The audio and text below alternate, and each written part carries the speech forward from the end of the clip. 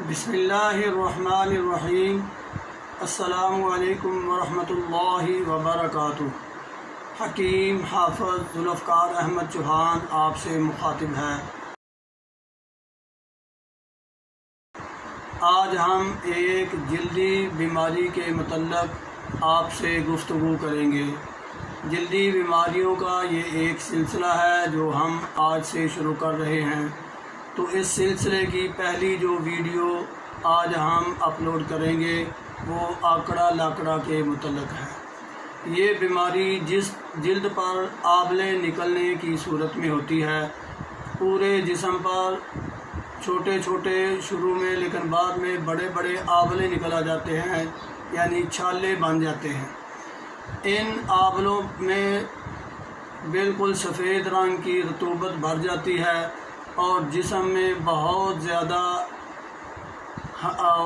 جلن بھی محسوس ہونا شروع ہو جاتی ہے۔ ان آبلوں میں دل میں بہت زیادہ کالی پڑ جاتی ہے، بندہ بہت زیادہ بے سکونی محسوس کرتا ہے۔ بچوں میں، بڑوں میں، یہ سب میں کامن طور پر پائی جاتی ہے۔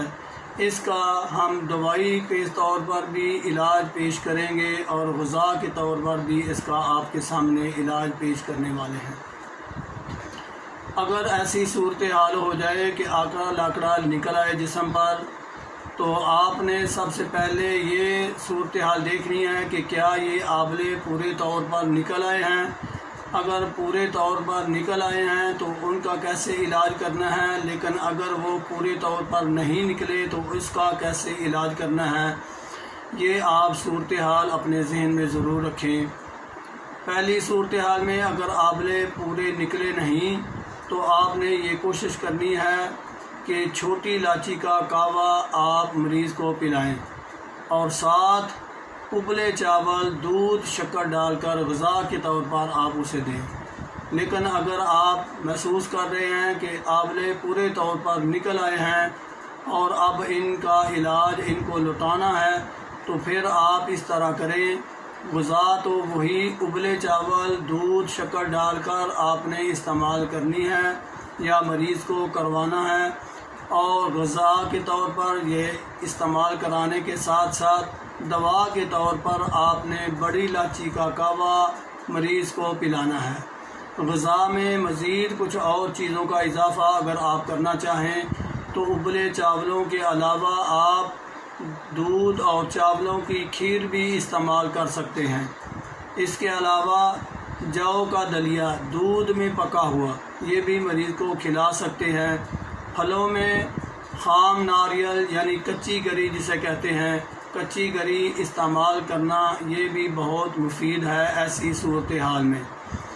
دوسرا، یہ ہم آپ سے بار بار گزارش کرتے ہیں کہ مریض کے لیے ٹھنڈا پانی انتہائی خطرناک ہوتا ہے۔ اسی طرح اس میں بھی دل کو تو ایسے محسوس ہوتا ہے کہ بہت زیادہ گرمی لگ رہی ہے، لیکن ٹھنڈا پانی مریض کو استعمال قطعاً نہیں کروانا۔